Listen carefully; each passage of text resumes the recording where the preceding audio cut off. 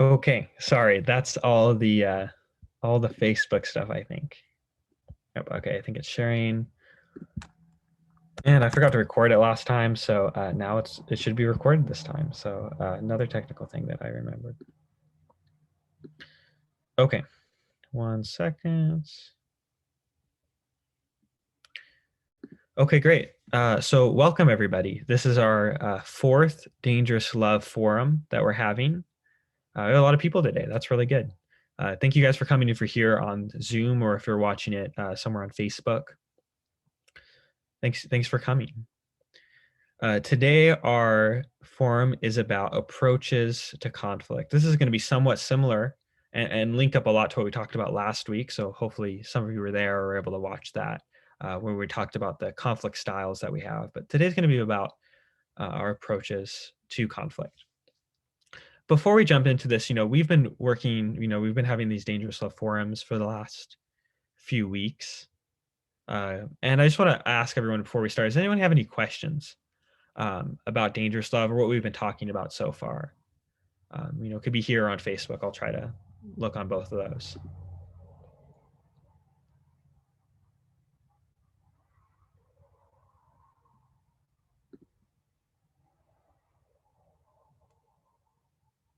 It's okay if no one does.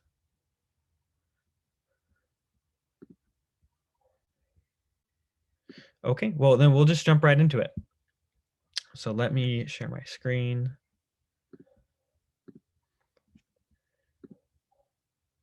All right, so let's talk about approaches to conflict.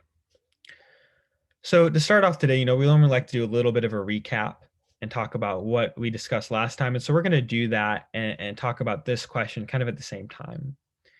So this question is, what is the outcomes of using our dominant styles in conflict? So if you were here last time, or you watched the video, or maybe you're just familiar with this idea, there are kind of 5 main styles that we can have when we're in conflict. We can be a compromiser, an accommodator, a competitor, an avoider, or a collaborator. And so I just want everyone to think for a minute about which dominant style you feel like you have, and think about what the outcome of using that style is in the conflicts in your life. And just take a moment and think about that.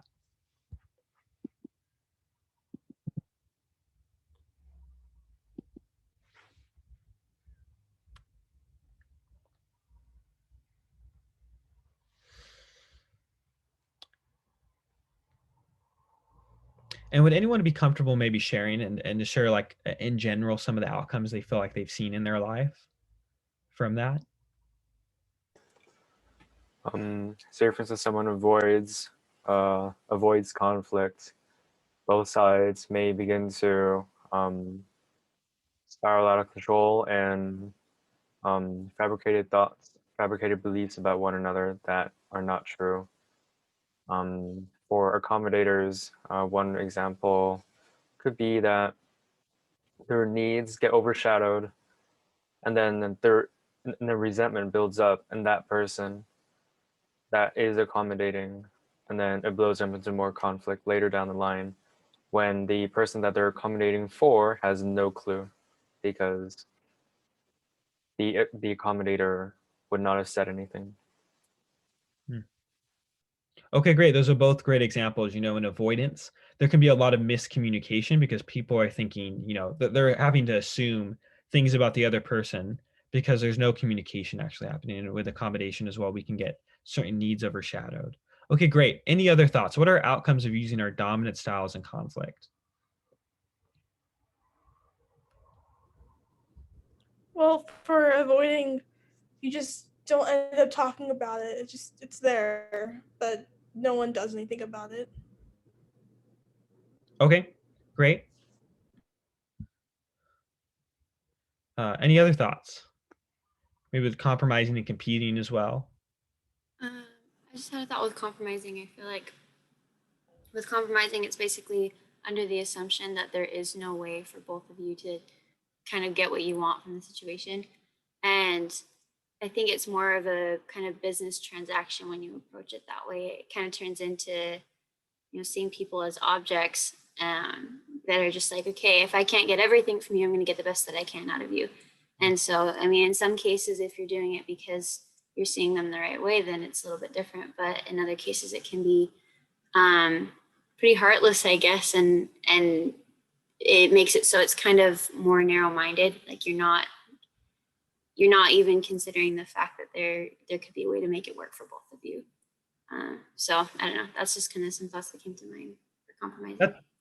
That's a great thought about compromising, about how like there's this implicit belief when we're kind of using compromise that we can't get everything we want. And so rather than trying to collaborate in a way that would help that happen, we just don't believe it's possible, so we compromise instead. Great. All right, any other thoughts? No right or wrong answers in this part.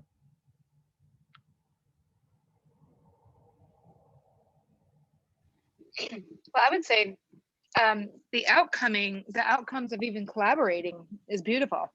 You know, the being able to go from a massive or any kind of conflict, doesn't have to be the biggest conflict, but the feeling, like I had one the other day just between someone I'm doing a project with, and it was wonderful to be able to collaborate on it and go, right, okay, let's come up with a solution. And we both felt really good about it when we were done. So, but it doesn't, I mean, obviously there's negative outcomes, but collaborating's on there. So I thought, the outcome is, people walk away feeling victorious about it. So that's great to talk about. We also have the outcomes of collaboration, which can be really positive and really good. So this idea of outcomes is one thing we're going to talk a lot about today, because we're going to see how our approaches and our outcomes are connected. Let me just see. Sorry, someone wants to come into the. Need to be better about letting people in. Sometimes I don't see that. Okay. So we're going to talk about how these outcomes are directly related to our approaches to conflict and how those two relate. So similar to last week and the week before that, if you were there, we talked about the sea monster map. We're not going to dive into it again, but I just want to bring up this idea of how part of overcoming our fear of conflict is better understanding what's really kind of out there in conflict. And like we did last week, we're going to talk about a map that we can use to help us better understand where we are in conflict, where we need to go, and how to get there. And this is going to help us overcome our fear of conflict and start to see conflict as something that's actually can be really constructive. And so this is what this map looks like. We're just going to have our conflict approaches here. You can see we have avoidance, management, resolution, transformation, and reconciliation. We're going to talk about all of those in a little bit more depth. And the way we're going to use this as a map is we're going to go back to our smog and cocoon views of conflict, and we're going to kind of put it on a spectrum and talk about how that connects to each of these approaches. Now, again, we're going to talk about that a little bit more in depth in a second, but before we do that, I want to help us understand what all these different approaches are. Okay, so the first approach to conflict that we have is avoidance. Oh, yeah, again. Sorry. So we talked a lot about avoidance last week because we talked about it as a conflict style. And what we're going to talk a little bit about today is how it becomes deeper and how we understand it better when we think about it also as a conflict approach. And so would someone like to read just this little quote we have right here?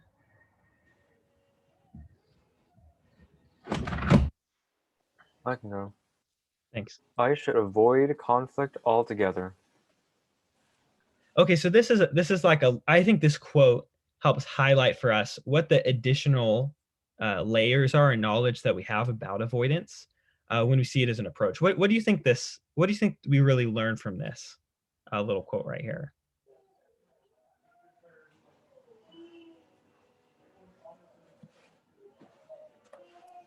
That conflict is bad. Yeah, that conflict is inherently bad. Yeah, and I think this is crucial because before, when we talked about avoidance, we talked about it in the sense of, when we're really close to the analogy that we had of the sea monster in the ocean. By being in conflict, by virtue of being in the conflict environment, we feel fear and we feel uncomfortable, and so we want to leave and we run from conflict. And in some ways, it's a little bit we frame it as a natural process. Because we feel fear, we leave. But this goes to a deeper perspective of the smog view that we have when we're an avoider. Not only do we feel uncomfortable, but we actually feel like the right thing to do when conflict appears in our life is to avoid. that it's the right way to address it. And it's actually going to be the thing that's healthy for our relationship. And it shows how deep-seated that smog view of conflict really has when we avoid. And then we just have smog raccoon, it's smog. So what do you guys think the outcome of this conflict approach is if we approach it as an avoider?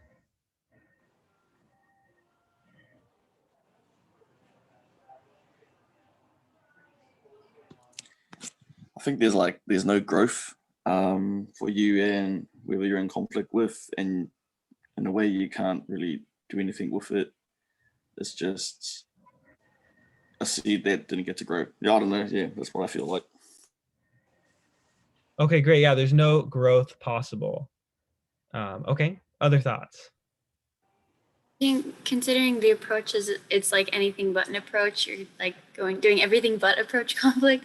I think it's kind of like, you know, like dirty dishes piling up in the sink. It's not going anywhere. And if there's no attempt to address it, I think that, you know, the deep rooted problems below the surface of the initial conflict are what aren't getting addressed. And I think that's going to pile up. And more often than not, we see all of it, you know, when you finally turn around and say, you know, I can't keep avoiding this, you see a way bigger mountain of issues that need to be addressed than just what could have been solved right at the beginning. So I think that's just kind of what I visualize it as. It's just dirty dishes. Great. Yeah, I like that too. You know, it's kind of the absence of any approach to conflict, and it kind of just piles up over time.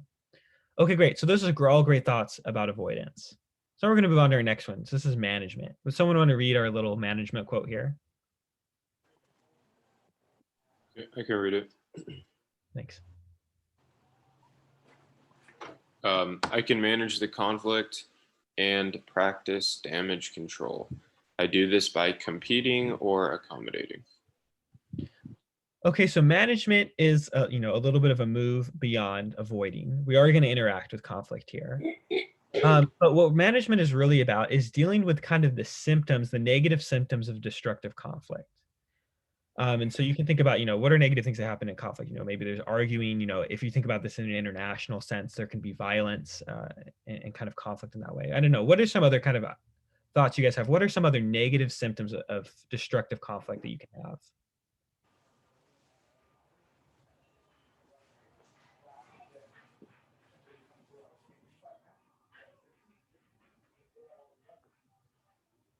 Like damaged relationships or damage to like your pride or self-esteem. Okay, great. Yeah, those can all be just different negative things that we have that go on in conflict. And what management is really about is how do I manage those different negative symptoms? So one way we can think about this, one analogy or metaphor we use here is this idea of weeding versus mowing the lawn.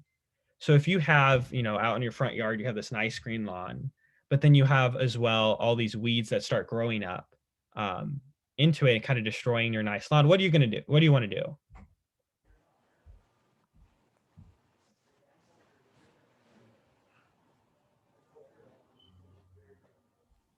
Just want to mow them. Yeah, you're probably just going to want to mow it. And so you're going to take your lawnmower, you're going to go and you're going to get through all the weeds and your lawn's going to look fine. You're not going to be able to see them. But what's going to happen in a few weeks? They're gonna grow back. They're just going to grow right back, and you're going to be back to square one. And so when we're engaged in conflict management, we're also kind of engaged in taking the shortest amount of time possible to deal with the conflict at hand. And so, you know, really, if we wanted to get rid of these weeds permanently, we'd want to actually get them by the root and dig them up and then throw them away. But that would take forever. And so the simpler, or maybe not the simpler, but the quicker approach is just to mow the lawn. So now the way we manage, we talked about two styles that often we engage in when we want to mow the lawn. And the first one was competing. How do you think how do you think we manage conflict when we compete?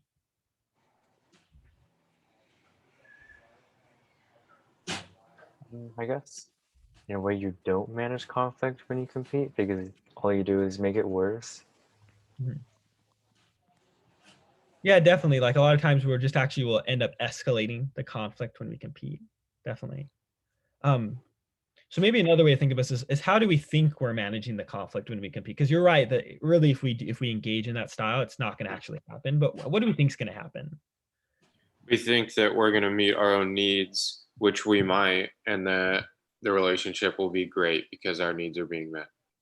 Great, yeah, and it's kind of like how do we force the other person into submission? How do we end the conflict by putting a big show of force, doing something that just either convinces them we're right, and ends this conflict, so we don't have to deal with any of the problems that are coming because we're in conflict with each other. And it's just making a big push towards that. But the other style that we can do, which also manages, is accommodating. How do you think we manage conflict when we accommodate? I think this is one that I do a lot. It's basically just kind of bending over, saying that whatever the situation is, there's nothing I can do about it, and you're just basically dealing with it in that way. And I think what we think is happening is if I don't try to, rock the boat or anything and just kind of deal with it, then I'll be able, I'll survive it. It's more work to try and change things than it is to just not do anything. And that kind of puts us in the victim perspective where we get a little bit more self-centered and we kind of feel like we're suffering and submitting ourselves to suffering when it's not necessary. Great. Yeah. So we get into this kind of victim mentality. And what we're thinking is like, okay, yeah, if I don't rock the boat, if I just give them everything they want, then we're not going to be in conflict anymore because they're not going to have anything to argue with me about or fight me on because I'm just going to give it all up to them. And that's how I'm going to deal with the weeds and dissipate this conflict is by accommodating. And we know, of course, that either one of those things don't actually produce a really sustainable outcome. Okay, so that's management. Now we're going to go to resolution. Resolutions is an interesting one because it's in kind of the middle of all these conflict approaches. But it says, I can split the difference and we can lose a little and win a little. And I do this by compromising. And we're gonna label that as a SMOG view. And when we think about resolution, we can think about this as a very issue-based approach to conflict. So if we're fighting about something material, whatever the problem is, we're just focused on how do I fix that situation. Like one thing I think about with this one a lot is like me and my sister, I have an older sister, when we were growing up, we'd fight a lot. One thing we fight a lot about is who gets to use the computer. And who gets to spend the most time. Now, both of us want to have all the time in the computer, but when my mom comes in, she says, okay, well, you can use it at these times on these days, and your sister can use it on these times and on these days. And it's a compromise, we both get a little bit.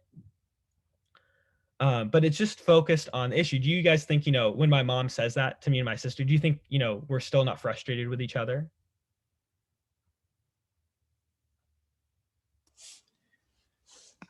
I reckon something's still lurking in the air, Yeah, there still can be underlying feelings of hurt and frustration that we hold towards the other person because of this compromise. And so compromising doesn't actually 100% fix the situation. So it's resolution.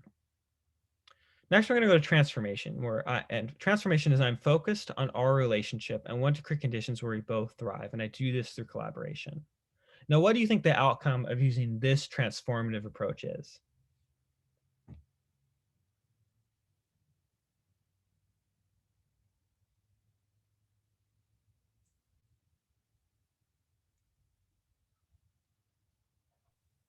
I think this kind of introduces the idea that both people want to change the situation and are willing to put forth an effort to do so. So I think when you both kind of sit down and say, okay, how can we work this out? It kind of creates this sense of proactivity. So like we want to change it, we're willing to do things to change it. And I think it's a really good start there.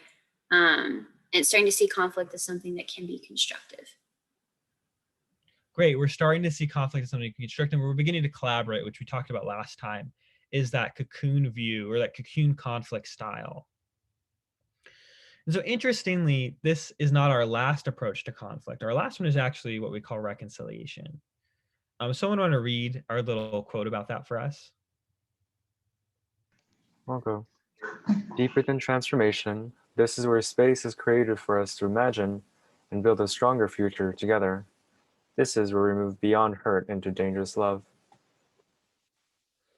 Okay, great. So this is moving further and deeper than transformation. And we're going to have, in the course of these Dangerous Love forums, there's going to be one day that we just talk completely about reconciliation as an idea, how to practice it, and what it really entails. But just to help us understand how it differs from transformation today, we're just going to go through a couple main points. So reconciliation as an idea goes even deeper than transformation. It comes with a commitment to acknowledge what we've done to hurt others, and a determination to forgive those that have hurt us. Reconciliation carries with it a responsibility and commitment to restore what others have lost due to the conflict, especially when what they have lost was because of us. And finally, reconciliation gives us the resolve to take the time and energy to create a space with those we once fought with so that conflict never turns destructive again. And a space where if problems arise again, they can be handled with collaboration and dangerous love instead of fear. So talking through and reading through those things, what are the main differences here between reconciliation and transformation?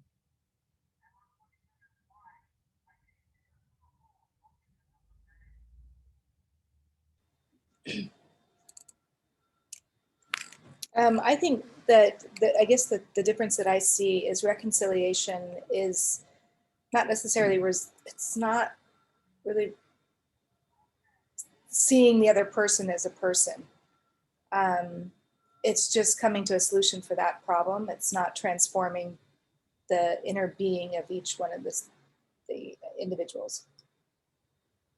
Definitely.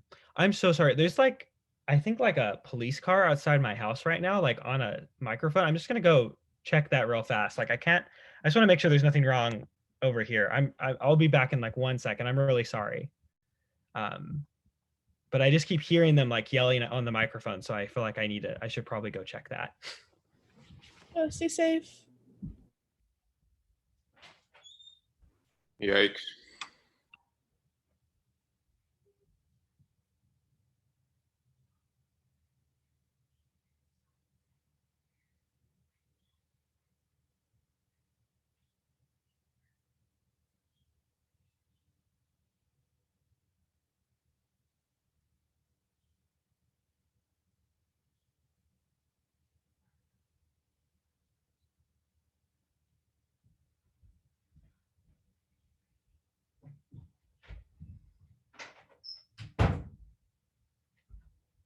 Sorry about that. I don't think it's anything with us, but I just wanted to be 100% sure with that. I think it's across from us. Sorry about that. Okay, so we're talking about reconciliation, and we're talking about the difference between reconciliation and transformation. And so, Becky, you had some comments on that. Does anyone else have any other thoughts about what's the difference here between reconciliation and transformation as an approach to conflict? I think with reconciliation, there's more of a deeper commitment after the conflict is resolved to continue trying to do better in future communications. And I think that when you have that commitment to see people as people, then it's easier to kind of, I don't want to say hold each other accountable, but kind of hold yourselves accountable and know that it's mutual, that you're trying going into the next one. I think that if you are consistent with doing the best you can in future conflicts with this person or in this situation, then it becomes a little bit easier every time. So I don't know, I just think it's like a deeper continuing commitment to just trying to see them better. Yeah, that's a great point, that there's this long-term effect that we have with reconciliation, where we're looking at it, not only do I want to resolve this conflict, but it really shows how deeply the cocoon view of conflict is, because we're recognizing that conflict is a natural course of life. And that when we're in relationships with someone, conflict is likely to come up again. And so rather than, okay, great, we resolved this conflict, we transformed it, let's think about what we can do while we're in a good space now, so that when future conflicts arise, as they naturally will, what we can do to make sure that dangerous love and collaboration are the ways that we both handle it, rather than going back to fear and those destructive forms of conflict. Great. Any other thoughts? I was just going to say, I feel like with both transformation and reconciliation, there is concern about the relationship. But with reconciliation, I feel like there is kind of a sense of self-responsibility. kind of deeper than just concerned about the relationship. You're thinking more about what you did or the role you played in the conflict, and you kind of accept that and take responsibility. Yeah, so there's this accepting of responsibility that we have that, while not necessarily that we can't have that, and there's other things, reconciliation demands that there's this acceptance of what we've done to contribute to the conflict. Not only accept what we've done, but also there's this idea of restitution, that when there are things that harm we've done and things that we've done to take away from someone else, that we work diligently and we strive to restore what's been lost and what's been taken because of that. Okay, great. So these are all great ideas and great points about how reconciliation as a point goes deeper, as an approach rather, goes deeper than transformation. Both are cocoon views of conflict and both help us be able to have constructive conflict, but reconciliation is taking it that one step further. Okay. So now this takes us back to our map, and we're going to talk a little bit about how to use this and how this helps us. So you can see we have all the approaches listed in the order we talked about them, and then we have this spectrum on the side. So when we talked about smog view and cocoon view the last time we really dove into that in week 2, we talked about how we kind of talked about them as two polar opposites. We can either be a smog view or we can either have a cocoon view. We either see it as destructive or we see it as constructive.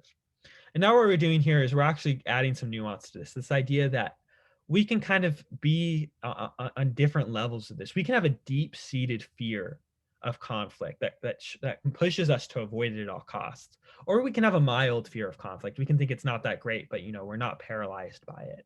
Similarly, we can have a deep commitment to view conflict and to engage in conflict constructively.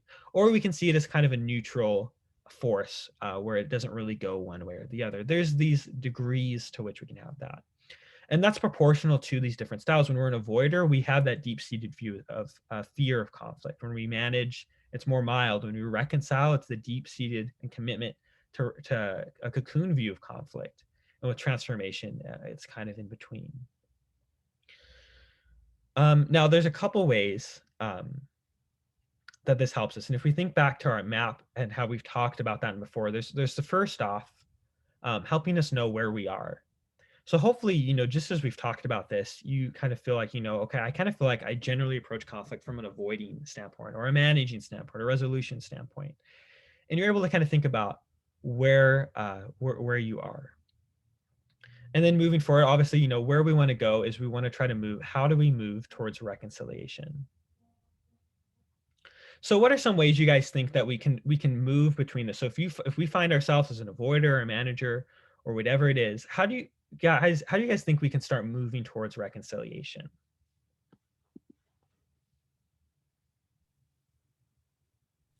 I think for avoiders, we can recognize that conflict is more of an opportunity to get to know a person better and to try to see them better as people rather than as objects you fear. For, I guess, accommodators, you could realize that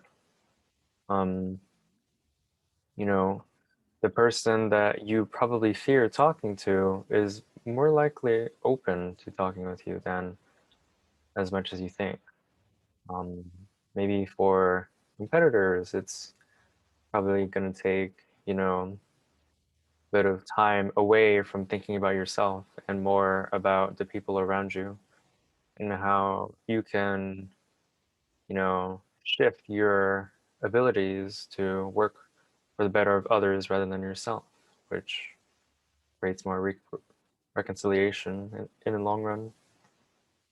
And I guess for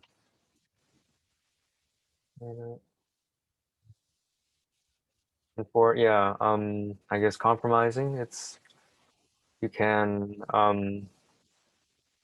move from compromising because that's technically in the middle of recognizing your own needs and others' needs. It's more so changing from losing something to getting everything, all of the other person's needs, all of your needs, and combining them to make a better resolution where no one will regret anything, and you have to work with the other person to do so.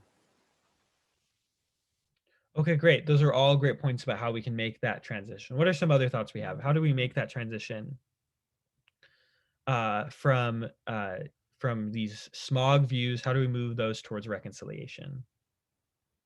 I just had a couple thoughts. So just looking at this, I guess, diagram or this scale, like right off the bat, the first thing I noticed was that reconciliation doesn't start with conflict.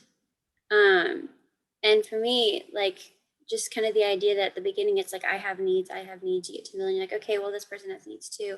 But at the end of it, it's more like, yes, we both have needs and those needs matter. And I'm in control of myself and how I approach the fact that we both have needs. So I think it's like in reconciliation, that's more of a state of being where you change who you are and you see conflict, but also just life in general as a constant opportunity to make decisions that are, you know, based on you caring about everybody and being the person that you want to be and becoming a better person and loving people, you know, actively now, so that when conflict does happen, that it's easier to approach it the right way and that you can, you know, be more constructive with it. So I don't know, that's just kind of something that I was thinking of, is just the way that I could probably move toward reconciliation is just recognizing that I do have control of how I see situations, and I don't need to be in conflict necessarily to be wanting to be better and seeing people as people more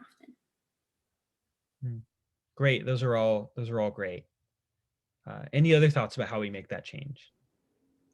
I think so, as you were kind of saying before, the different styles towards the top are about how we fear conflict and want to get out of it, and so we do whatever we can. Like for management, avoidance, resolution, we're just trying to get away from the conflict. And I think, like for me and for others, we're just doing whatever we can to avoid the conflict because like we hate it or we're scared or whatever. But I think we need to take the time and think about like the relationship that it's relating to. Are you willing to like let your relationship be damaged because you want to avoid this conflict or get away from the conflict? So just like stepping back when you see yourself getting into the tendencies of the wrong ways and thinking like, is this what is going to help my relationship move forward and be the healthiest it can be? Or am I just trying to like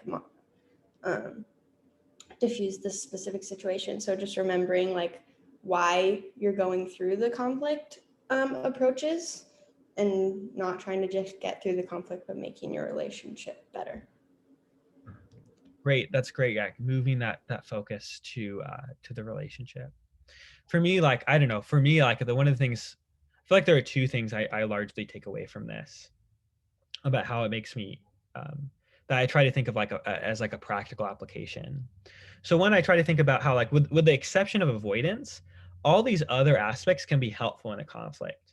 You know, if we think about management, like if there's like, you know, it's hard to move towards reconciliation and transforming a relationship if, you know, if the person you're in conflict with is punching you in the face, or you guys are getting in screaming matches every day, or yelling at each other. And I think, you know, there is some value to having a manager where you separate these parties and kind of create the space that management can. But the trap of management is you can't stop there. You can't just end by creating that space and creating that distance, because it'll just come back together over time. And so, as you know, I'm personally, you know, I'm a hardcore conflict avoider. And so for me, like, it helps to kind of think about this as a process of like how I go through this. So I think about like, you know, okay, so, you know, sometimes I do need to do some conflict management first, to kind of create more space where there's not as much friction and not as many of these negative effects of the destructive conflict present. And then that helps me start to think about, okay, how do I start focusing on the relationship? And sometimes even, you know, sometimes resolving the issue at hand can be an important stepping stone in moving to transformation and reconciliation. But again, the problem is we can't stop there. A lot of times when we're a manager or we focus on resolution, we stop at that point. And we can do these things and they can be really helpful, but we can't stop there. We have to keep moving to transformation and then ultimately to reconciliation. And so part of what this is helpful to me is like is recognizing this is a process that I need to go through, and that I'll go through some of these steps as I work towards reconciliation, but that I need to keep moving. Another thing I think about this is a little bit of like a time continuum. So if you're looking at these approaches, what's the fastest approach? What's going to help me, in my mind at least, work through the conflict the fastest?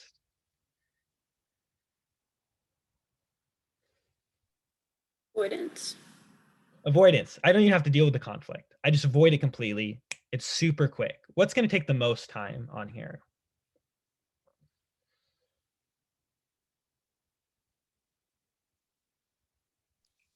Reconciliation, collaboration. Reconciliation and collaboration, exactly.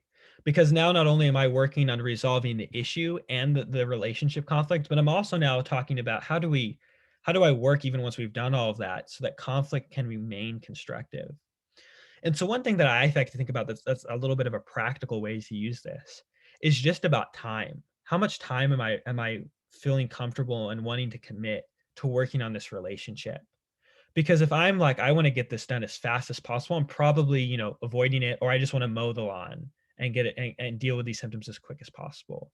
But the more time and the more energy I can start to put into this, the more I just naturally start to move towards reconciliation because I'm willing to put more of that time and effort into resolving and working with the conflict anyway. So those are just some things that I feel like are helpful for me in looking at this. Now, the next thing I want to talk about is how does knowing this conflict approaches, and you guys can even think about, if you were here last week when we talked about the dual concern model as a map with conflict styles, how do you feel like knowing this helps us overcome fear and conflict? If I may. Of course. So one of the things for me myself is that when I know something about conflict, or like knowing these strategies and terms, I guess, it helps me know that there's not much to fear. I already have a basis of how to deal with conflict and how to carry myself in such a way that will, I guess, I don't know, cushion the conflict, and lead to, just lead to peace later down the line if I just exercise all that I know without, well, I guess without being condescending, I guess. Um, just knowing that you have the knowledge to be able to handle the conflict can comfort you and allow you to not feel as much fear as you would have if you didn't know. Okay, great. Yeah, having that knowledge helps us understand what's really out there and helps us move past it. Other thoughts? What helps us? How does knowing this help us overcome our fear of conflict? Well, honestly, for me, I think the basic understanding and realization, especially in the moment, that I don't have to avoid, like this not only isn't good, but it's not my only option. I have other options, because in the moment, so I compete. That just like dominates me, like in the moment when I'm in the heat of conflict, especially if it's pretty bad, I want to compete. I want to compete, and um, for me, learning about these approaches even right now and the past three Zoom forums has been so helpful because I'm like, oh man, like I hadn't even thought of this stuff, even though it feels like oh, that's like such common sense, and some of it at least, like I haven't even thought of it, let alone been able to access it in the moment, Great. Yeah, that's great. Um, I love that idea, like we have other options because I do feel like a lot of times when, for me, like I've been an avoider for so long, that's just how I naturally approach conflict.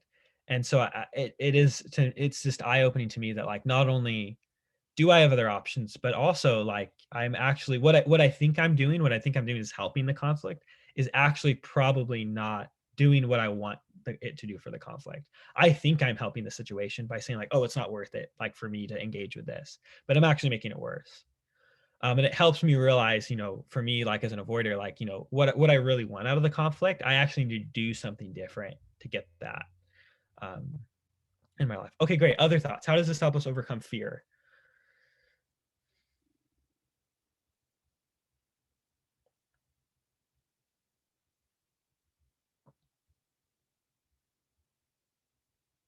Okay. Well, we can move on. One last thing I'll just say about this, then. I just think this is something that's really helpful for me, specifically with this one, is I think like when we experience fear and conflict, it becomes this consuming force where it's what we really think about. Our mind becomes consumed with the, worst case scenarios, what things that are bad are going to happen, or sometimes sometimes when we compete, we think about, well, what can I say to like win the next argument? And we kind of become consumed asking ourselves certain questions about how do I win? How do I accommodate? How are they going to think about me if I work in this way? And I feel like learning this starts to move my focus and make me think about something different, start to ask myself different questions. And I start to ask myself more about, okay, how do I actually understand why this person is doing what they're doing? Can I talk to them? If they don't want to talk to me, like if they're not ready for that, is there people that we have that we're both in a relationship with that maybe I can talk to, that can shed more light and help me understand more what's really going on? And I just start to ask myself different questions about that person and about the conflict. And I feel like that just shifts my focus away from fear, where before that's all I'm thinking about. And that's all that I can really, focus on during the conflict. I just start to think about different things and start to ask different questions and start to move me in the right direction. And that for me, at least, is one of the ways that knowing this helps me move past that fear that conflict often has. Okay, so that's it for conflict approaches today. Now, I think this is the next slide. Yeah. So this concludes our section on letting go of our fear of conflict, and how we can start moving towards having a cocoon view of conflict. And hopefully that this has been helpful for everyone, who's been able to listen, start to make some progress in that. Next week, we're going to start our section of letting go of our fear of people. And the homework for that, if anyone's planning to come to that one as well, I'd really encourage you to do this homework, more than any of the others, because we're gonna talk about some of these examples that people bring. And so the homework is, find an example in your personal life, or history, or any of these different areas where someone moved beyond avoidance and management and resolution and moved towards transformation or reconciliation. And what did they do and how did they do it? And think about that example. And, especially a lot of us are in peace building classes right now. We talk about some of these examples. We can bring those too, and we can talk about those. And we're going to talk about a little bit how our fear of people and conflict also is part of what inhibits us from making this switch from destructive conflict to constructive conflict, and really being able to practice dangerous love. Before we end today, does anyone have any questions about anything we've talked about today, or anything in general about this section of overcoming our fear of conflict? Could you go back to the other slide real quick about dangerous love and the steps? Yeah.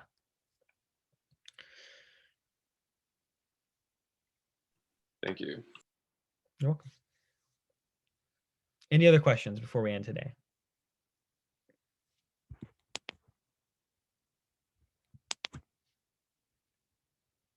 No? Okay. Well, thank you guys for coming. Hopefully I'll see some of you guys next week. And that's it for today. You guys are free to go. Thank you. Thank Thank you. you. Thank Have a nice day.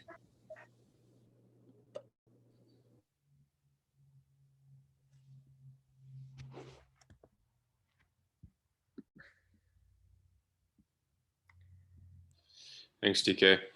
You're welcome.